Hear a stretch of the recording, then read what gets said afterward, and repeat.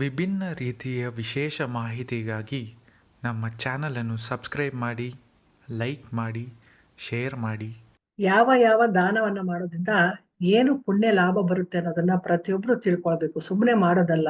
ಯಾರಿಗೆ ಯಾವ ತರದ ತೊಂದರೆ ಇದೆಯೋ ಆ ತೊಂದರೆಯ ನಿವಾರಣೆಗೋಸ್ಕರ ಈ ದಾನವನ್ನ ಮಾಡಿ, ದೇವಸ್ಥಾನಗಳಲ್ಲಿ ಮಾಡಿ, ಅಥವಾ ಅಗತ್ಯ ಇರ್ತಕ್ಕಂಥವ್ರಿಗೆ ಮಾಡೋದ್ರಿಂದ, ಅಥವಾ ಶಾಸ್ತ್ರಿಗಳಿಗೆ, ಪೂಜಾರಿಗಳಿಗೆ, ಬ್ರಾಹ್ಮಣರಿಗೆ ಇದನ್ನ ದಾನ ಮಾಡೋದ್ರಿಂದ ಸಕಲ ಸೌಭಾಗ್ಯ ಉಂಟಾಗುತ್ತೆ, ಶ್ರೇಯಸ್ಸು ಉಂಟಾಗುತ್ತೆ, ಜಯ ಅನ್ನೋದು ಉಂಟಾಗುತ್ತೆ.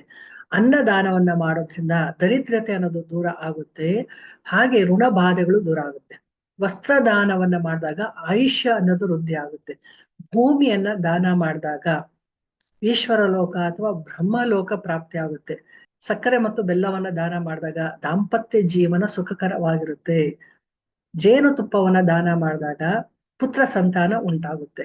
ಹಾಗೆ ದೊಡ್ಡ ನೆಲ್ಲಿಕಾಯಿ ಅಥವಾ ಆಮ್ಲವನ್ನ ದಾನ ಮಾಡಿದಾಗ ಧನ ಪ್ರಾಪ್ತಿ ಆಗುತ್ತೆ, ಅಷ್ಟೈಶ್ವರ್ಯ ಪ್ರಾಪ್ತಿ ಆಗುತ್ತೆ.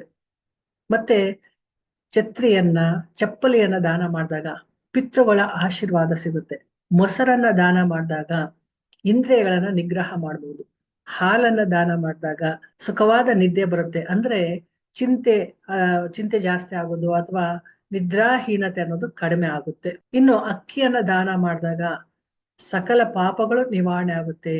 ತೆಂಗಿನಕಾಯಿಯನ್ನ ದಾನ ಮಾಡಿದಾಗ ಅಂದುಕೊಂಡ ಕೆಲಸಗಳಲ್ಲಿ ಜಯ ಸಿಗುತ್ತೆ.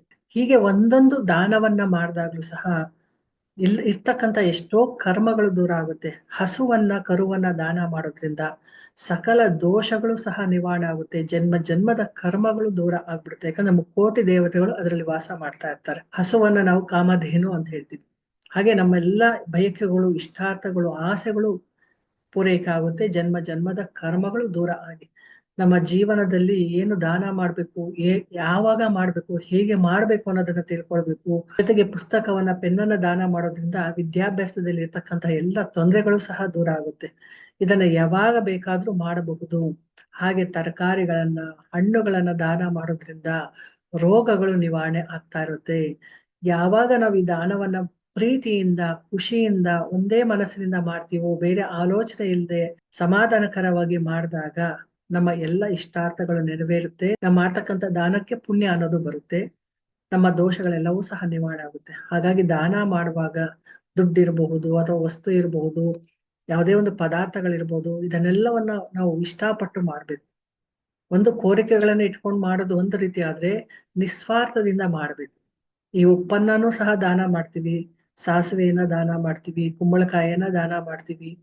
ಯಾವುದನ್ನ ಮಾಡ್ಬೇಕಾದ್ರೂ ಸಹ ನಮ್ಮ ಎಲ್ಲ ಶತ್ರು ಸಂಹಾರ ಆಗೋದಾಗ್ಲಿ, ಅಥವಾ ನಮ್ಗೆ ಇರ್ತಕ್ಕಂಥ ದೊಡ್ಡ ದೊಡ್ಡ ತೊಂದರೆಗಳು ನಿವಾರಣೆ ಆಗೋದಾಗ್ಲಿ, ನಮ್ಮ ಜನ್ಮ ಜನ್ಮದ ಕರ್ಮಗಳು ನಿವಾರಣೆ ಆಗೋದು, ಗ್ರಹ ಬಾಧೆಗಳು ದೂರ ಆಗೋದು, ಪಿತೃ ದೋಷ ನಿವಾರಣೆ ಆಗ್ತಕ್ಕಂಥದ್ದು,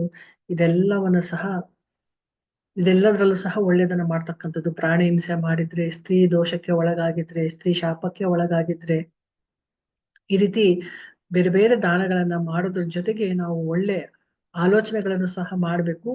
ನಮ್ಮ ಒಂದು ತಪ್ಪನ್ನ ಕ್ಷಮಿಸಿ ಅಂತ ಪರಮಾತ್ಮನಲ್ಲಿ, ಗುರುಗಳಲ್ಲಿ ನಾವು ಪ್ರಾರ್ಥನೆಯನ್ನ ಮಾಡ್ಕೊಳ್ಬೇಕು. ಇಡೀ ಬ್ರಹ್ಮಾಂಡಕ್ಕೆ ಆ ಒಂದು ಪ್ರಾರ್ಥನೆ ಸಲ್ಲದಾಗ, ನಾವು ಮಾಡ್ತಕ್ಕಂಥ ದಾನಗಳನ್ನ ನಿಸ್ವಾರ್ಥದಿಂದ ಮಾಡಿದಾಗ ನಮ್ಮ ಎಲ್ಲ ದೋಷಗಳು, ಜನ್ಮ ಜನ್ಮದ ಕರ್ಮಗಳು, ಪಾಪಗಳು, ಶಾಪಗಳು ದೂರ ಆಗ್ಬಿಡುತ್ತೆ. ಪಕ್ಷಿಗಳಿಗೆ, ಪ್ರಾಣಿಗಳಿಗೆ ನೀರನ್ನ, ಆಹಾರವನ್ನ ಕೊಡ್ತಕ್ಕಂಥದ್ದು, ಹಾಗೆ ಗಿಡಗಳಿಗೆ ನೀರನ್ನ ಹಾಕ್ತಕ್ಕಂಥದ್ದು ಸಹ ದಾನದ ರೂಪಕ್ಕೆ ಬರುತ್ತೆ.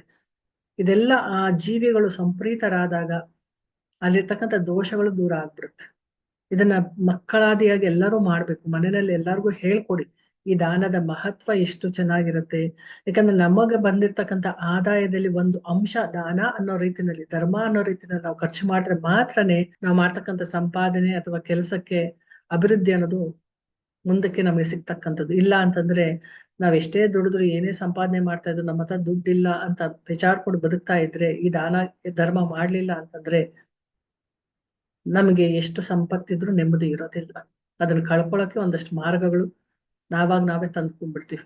ಆದಷ್ಟು 100 ರೂಪಾಯಿ ಸಂಪಾದನೆಯಲ್ಲಿ 1 ರೂಪಾಯಿ ಅದು ದಾನ ಧರ್ಮ ಮಾಡುವಂತಹ ಒಂದು ಆಲೋಚನೆಯನ್ನ ಮಾಡಿ, ಯಾವ ಕಾರಣಕ್ಕೂ ಸಹ ದುಡ್ಡಿಲ್ಲ ಅಂತ ಹೇಳ್ಬೇಡಿ. ನಮಗೇ ಇಲ್ಲ, ಇನ್ನೇ ಒಂದು ದಾನ ಮಾಡೋದು ಅಂತ ಅನ್ನೋಕ್ ಹೋಗ್ಬೇಡಿ. ಅಥವಾ ಅದು ಮಾಡೋದ್ರಿಂದನೇ ಒಳ್ಳೇದಾಗ್ಬಿಡುತ್ತಾ ಅಂತ ಕೇಳೋದಕ್ ಹೋಗ್ಬೇಡಿ. ಎಣ್ಣೆ ದಾನ ಮಾಡೋದು, ತುಪ್ಪ ದಾನ ಮಾಡೋದು, ಅಥವಾ ದೇವರಿಗೆ ಸಂಬಂಧಪಟ್ಟಂತಹ ವಸ್ತುಗಳನ್ನ ದಾನವಾಗಿ ಕೊಡ್ತಕ್ಕಂಥದ್ದು, ಅಗತ್ಯ ಇರ್ತಕ್ಕಂಥವ್ರಿಗೆ ಏನು ಅಗತ್ಯ ಇದೆಯೋ ಅದನ್ನ ಕೊಡ್ತಕ್ಕಂಥದ್ದು, ಕೈಲಾದಷ್ಟು. ದೊಡ್ಡ ಮಟ್ಟಿಗೆ ಮಾಡಕ್ಕಾಗ್ಲಿಲ್ಲ ಅಂದ್ರೂ ವಾರಕ್ಕೊಂದ್ಸಲನೋ ತಿಂಗಳಿಗೊಂದ್ಸಲನೋ ಹಬ್ಬ ಹರಿದಿನಗಳಲ್ಲೋ, ಇದೇ ನಮ್ಮ ಸನಾತನ ಧರ್ಮಗಳಲ್ಲಿ ಹೇಳಿರ್ತಕ್ಕಂಥದ್ದು. ದಿನಾ ದಿನಾ ಮಾಡಕ್ಕಾಗ್ಲಿಲ್ಲ ಅಂತಂದ್ರು ಯಾವಾಗ ಹಬ್ಬ ಹರಿದಿನಗಳು ಬರುತ್ತೋ ಅಂತ ಸಂದರ್ಭದಲ್ಲಿ ಮಾಡಿದಂತಹ ದಾನ ಅತಿಯಾದ ಪುಣ್ಯವನ್ನ ಕೊಡ್ತಕ್ಕಂಥದ್ದು. ವಿದ್ಯಾ ದಾನ ಮಾಡ್ಬೋದು, ಎಷ್ಟೊಂದು ದಾನಗಳಿರುತ್ತೆ. ಅಂಗಗಳ ದಾನ ಮಾಡ್ಬೋದು. ಹೇಳ್ತಾ ಹೋಗ್ತಾ ಇದ್ರೆ ಪಟ್ಟಿಗಳು ಬೆಳಿತಾನೆ ಹೋಗ್ತಾ ಇರುತ್ತೆ.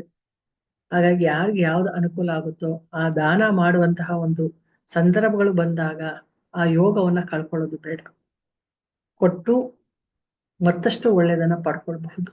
ನಾವೇನು ಕೊಡ್ತೀವೋ ಪ್ರಕೃತಿಗೆ ಅಥವಾ ಹಿಂಗೆ ದಾನ ಅಂತ ಹೇಳ್ಬಿಟ್ಟು ಅದ್ರ ಹತ್ರಷ್ಟು ವಾಪಸ್ಸು ಬರುತ್ತೆ ಯಾವತ್ತಾದ್ರೂ. ಆದ್ರೆ ನಾವು ಬಯಸಬಾರ್ದು, ನಾವು ಫಲವನ್ನ ಅಪೇಕ್ಷೆ ಮಾಡ್ಬಾರ್ದು.